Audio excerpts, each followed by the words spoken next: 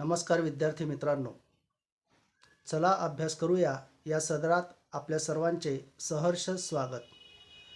मी महेश नथू ठोसर, उपशिक्षक श्री संत ज्ञानेश्वर शिक्षण मंडळ भुसावळ संचलित महाराणा प्रताप विद्यालय भुसावळ. चला अभ्यास करूया. कक्षा 5वीं, विषय हिंदी, दूसरी इकाई, पाठ 5वां, रोबोट. छात्रों, 21वीं सदी यह कंप्यूटर युग के नाम से जानी जाती है. कंप्यूटर मतलब संगणक. तो रोबोट यह भी एक तरह का संगणक ही है. आजकल घर घर में और तरह तरह के ऑफिसेस, दुकानों में कंप्यूटर का उपयोग किया जाता है. अलग अलग काम करने के लिए कंप्यूटर का उपयोग किया जाता है. तो रोबोट यह भी एक कंप्यूटर है. इसे यंत्र मानव कहते हैं. रोबोट इसका मतलब यंत्र मानव.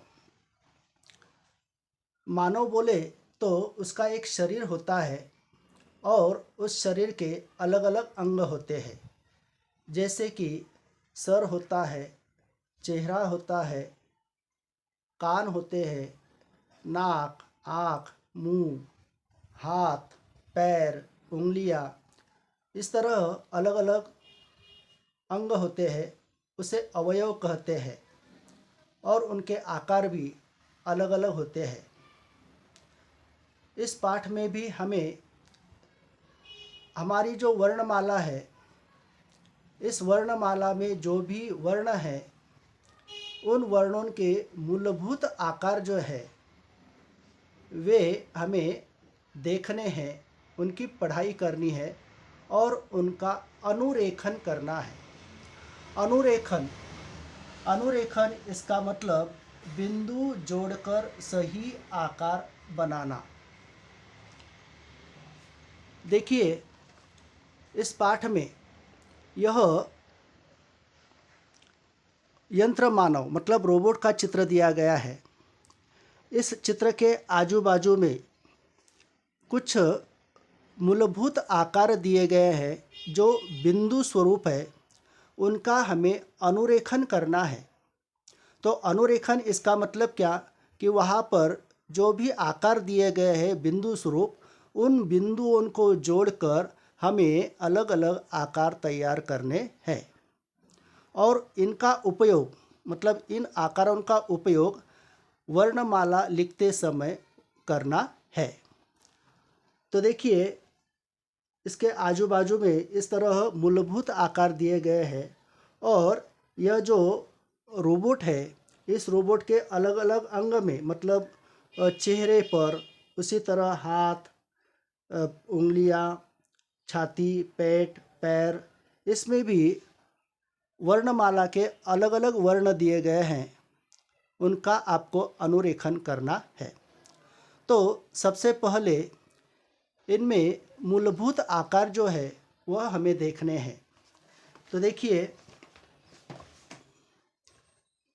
यहाँ पर मैंने कुछ बिंदु बनाए हैं. उनसे हमें मूलभूत आकार तैयार करने हैं. जैसे कि पहला, इसमें एक के नीचे एक ऐसे बिंदु मैंने निकाले हैं. इन बिंदुओं को जोड़कर इस तरह खड़ी पाई हम तैयार कर सकते हैं. रेखा, खड़ी पाई. दूसरा आकार आड़ी रेखा. ये जो बिंदु है यह एक के आगे एक निकाले हैं और उनको जोड़ने के बाद हम आड़ी रेखा बना सकते हैं. तीसरा जो आकार है, इसमें भी बिंदु एक के आगे एक लगे हैं लेकिन वे टेढ़े हैं. तो इस तरह उनको भी जोड़कर हम टेढ़ी रेखा बना सकते हैं. इसी तरह यहाँ पर भी हम टेढ़ी रेखा बना सकते हैं. अब पांचवा आकार जो है, यहाँ पर इस तरह ये बिंदु जोड़कर खड़ी पाई बना सकते हैं, यह आड़ी रेखा, और उनके ऊपर दो बिंदु हमें दिखाई दे रहे हैं। तो देखिए इस तरह यह बिंदु जोड़कर खड़ी पाई को वह रेखा, टेढ़ी रेखा जोड़कर यह मात्रा की मात्रा का चिन्ह हम बना सकते हैं या मात्रा का आकार बना सकते हैं, ऊपर एक मात्रा। उसी तरह यह दूसरा बिंदु भी जोड़कर, इस तरह जोड़कर हम ऊपर दो मात्राएं का आकार बना सकते हैं। उसके आगे जो है ये बिंदु दिए गए हैं, इन बिंदुओं को जोड़कर हम इस तरह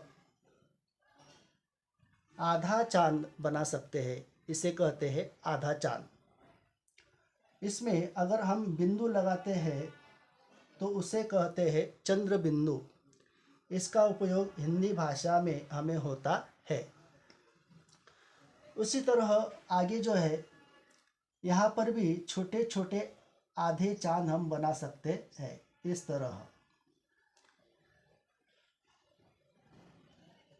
तरह का आकार हम बना सकते हैं। दो आधे चांद एक दूसरे को हमने जोड़े हैं और इनका मुंह जो है वह बाई ओर है। उसी तरह और यहाँ पर भी दो आधे आधे चांद जो है वो एक दूसरे को जुड़े हुए हैं। इस तरह का आकार हमें बनाना है, पढ़ना है और उसका उपयोग वर्णमाला लिखते समय करना है। यहाँ पर जो दो आधे चांद एक दूसरे को जोड़े हैं उनका मुंह दाहिनी ओर है। यहाँ पर भी उसी तरह आधा चांद हम बना सकते हैं बिंदुओं को जोड़कर। इस आधे चांद का मुंह जो है वह नीचे की ओर है। इस तरह आधे चांद जो है वह अलग अलग आकार के हमें बनाने हैं, सीखने हैं और उनका उपयोग करना है। उसी तरह यहाँ पर भी यह बिंदु जोड़कर इस तरह का आकार हमें बनाना है। क्या यह आकार आपके परिचय का है? यह आकार जो है यह ऊ की मात्रा का आकार है या चिन्ह है। ऊ की मात्रा का चिन्ह, ह्रस्व ऊ की मात्रा का चिन्ह। उसी तरह यहाँ पर भी इन बिंदुओं को जोड़कर इस तरह का चिन्ह बना हुआ है। यह चिन्ह जो है यह दीर्घ ऊ की मात्रा का चिन्ह है। और यहाँ पर सबसे नीचे इन बिंदुओं को जोड़कर इस तरह हम गोल बना सकते हैं। तो यह जो है यह मूलभूत आकार है।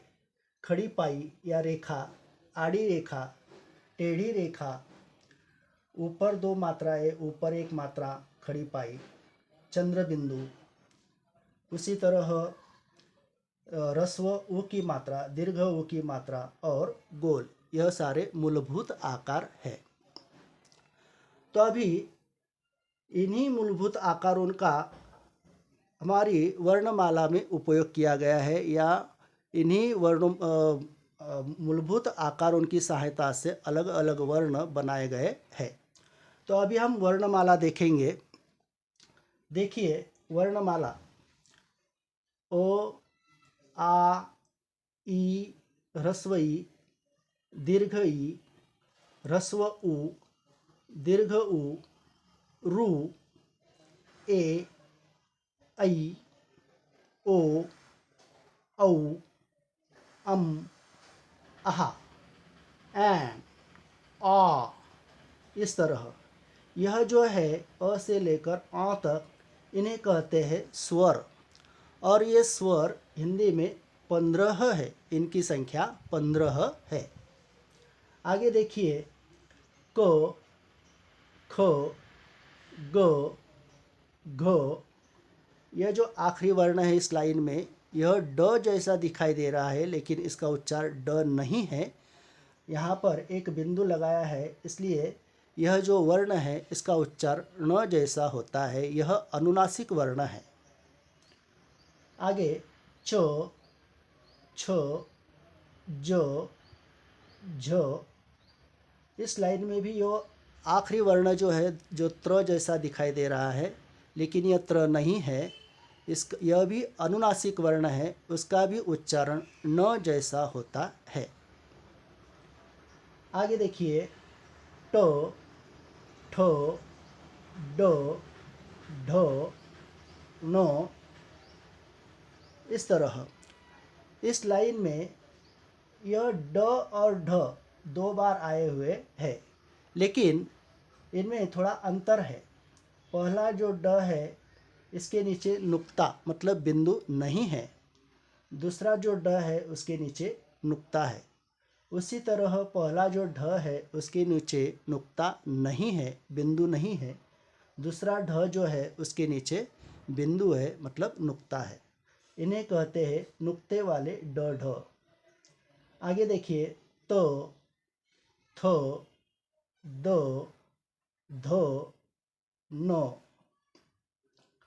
प, फ, ब, भ, म, य, र, ल, व, श, श, स, ह, अड़।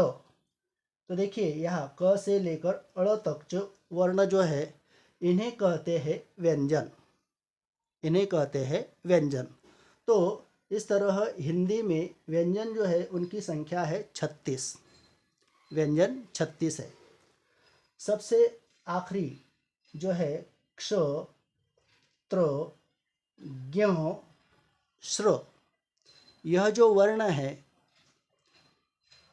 इन्हें संयुक्ताक्षर कहते हैं। संयुक्ताक्षर जिसे मराठी में हम कहते हैं जोड़ाक्षर। तो क्ष, त्र, ज्ञ और श्र यह संयुक्ताक्षर है। यह जो वर्ण है उसका उच्चार मराठी में ज्ञ करते हैं, लेकिन इसका उच्चारण हिंदी में ज्ञ करते हैं। तो ध्यान में रखिए, जब यह वर्ण हम हिंदी में पढ़ते हैं तो उसका उच्चारण ज्ञ करना चाहिए, ज्ञ नहीं। तो इस तरह इस वर्णमाला का अगर हम निरीक्षण करते हैं तो यही मूलभूत आकार की सहायता से यह वर्ण बने हुए हैं। आधा चांद, खड़ी पाई, एक ही मात्रा, उसी तरह गोल। इस तरह यह मूलभूत आकार जो है, इन मूलभूत आकारों की सहायता से ही यह वर्णमाला के स्वर बने हुए हैं। तो इस तरह